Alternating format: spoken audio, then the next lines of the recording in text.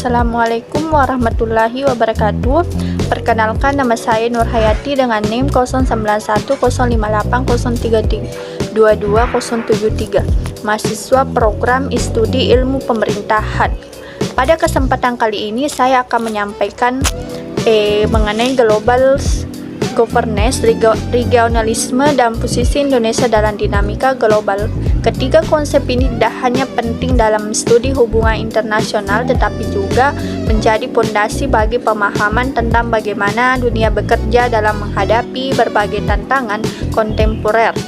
Yang pertama itu global governance, kerangka tata kelola di tingkat internasional. Global governance dapat dimaknai sebagai suatu sistem koordinasi dan pengaturan yang dilakukan oleh berbagai aktor internasional baik negara maupun non-negara untuk menangani persoalan global yang tidak dapat diselesaikan secara unilateral.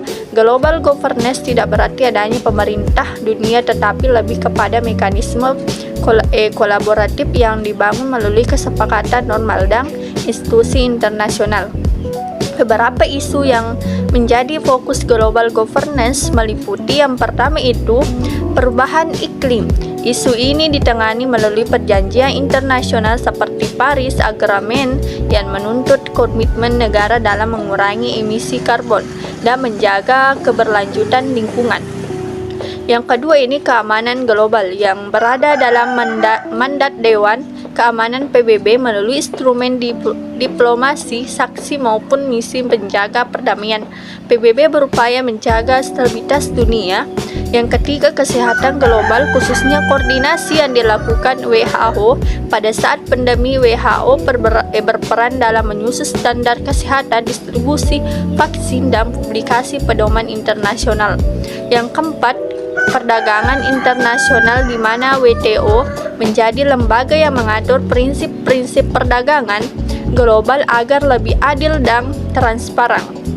Dalam konteks ini, global governance berfungsi sebagai mekanisme yang memastikan bahwa kepentingan global yang diselaraskan dengan kepentingan nasional masing-masing negara.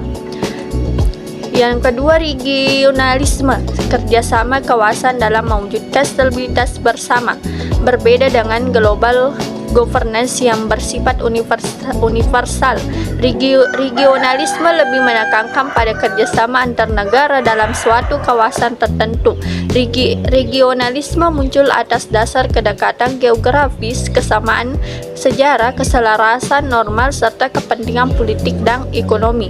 Contoh dari regionalisme yang paling relevan bagi Indonesia adalah ASEAN, organisasi yang mengedepankan prinsip non-interference, musyawarah, dan konsensus. Meskipun sering disebut lamban dalam membuat keputusan, pendekatan ASEAN telah berhasil menjaga stabilitas kawasan Asia Tenggara selama beberapa dekade. Di belahan dunia lain, untuk regionalisme yang lebih terintegrasi dapat ditemukan pada Uni Eropa yang bahkan menciptakan mata uang tunggal serta parlemen regional. Sementara itu, Uni Afrika dan berbagai kerjasama lintas kawasan menunjukkan bagaimana negara-negara mencoba memperkuat posisi mereka dalam dinamika global melalui pendekatan regional.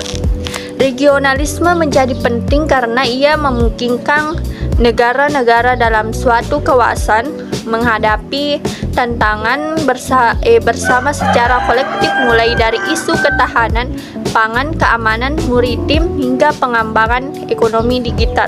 Yang ketiga, posisi Indonesia dalam dinamika global.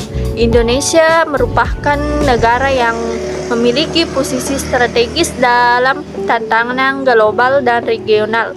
Dengan jumlah penduduk yang besar, letak geografis yang berada di jalur perdagangan dunia, serta perekonomian yang terus berkembang, Indonesia memainkan peran penting dalam berbagai forum internasional, yaitu peran Indonesia dalam global governance. Indonesia aktif dalam sejumlah institusi global. Dalam forum G20, Indonesia mendorong agenda pemulihan ekonomi, inklusi digital, dan transisi energi. Indonesia juga memberikan kontribusi dalam misi perdamaian PBB sehingga semakin menguatkan posisi negara sebagai aktor yang mendukung perdamaian global.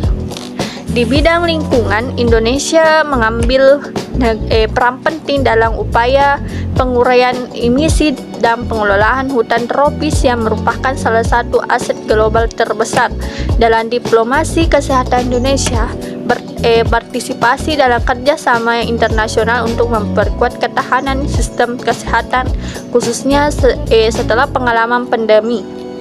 Dengan demikian, Indonesia seringkali menjadi jembatan antara negara maju dan negara berkembang dalam negosiasi internasional. Dan selanjutnya, peran Indonesia dalam regionalisme atau Asia. Di kawasan Asia Tenggara, Indonesia dianggap sebagai pemimpin natural. Hal ini terjadi dari berbagai inisiatif penting setelah satunya ASEAN Outlook on the Indonesia Pacific yang menawarkan pendekatan inklusif dalam menghadapi perubahan geopolitik Indo-Pasifik. Indonesia juga memainkan peran diplomatik dalam upaya penyelesaian krisis Myanmar melalui mendorong dialog serta pendekatan kemanusiaan. Di samping itu, Indonesia berkontribusi dalam memperkuat kerjasama ekonomi kawasan, keamanan maritim, ketahanan pangan, serta transformasi digital.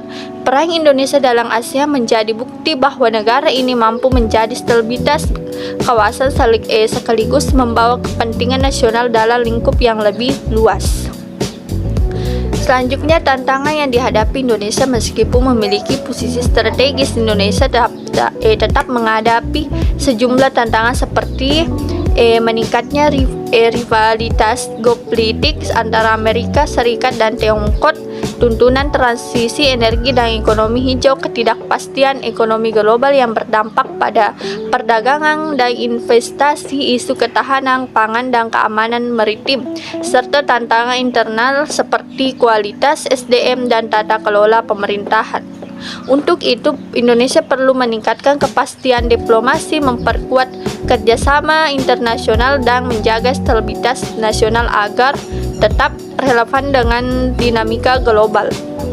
Dapat kita simpulkan sebagai kesimpulan, global governance menyediakan kerangka kerja untuk mengelola isu-isu dunia yang semakin kompleks, sementara regionalisme memperkuat kolaborasi negara-negara dan kawasan tertentu. Indonesia sebagai negara besar dengan potensi geopolitik dan ekonomi yang kuat memainkan peran aktif dalam kedua level tersebut. Melalui kontribusi dalam G20, PBB, dan ASEAN, Indonesia tidak hanya menjaga kepentingan nasional tetapi juga turut serta dalam mewujudkan stabilitas serta pembangunan global yang berkelanjutan.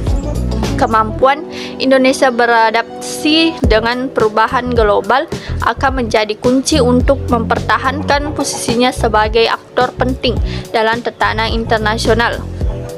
Sekian video presentasi saya. Terima kasih. Wassalamualaikum warahmatullahi wabarakatuh.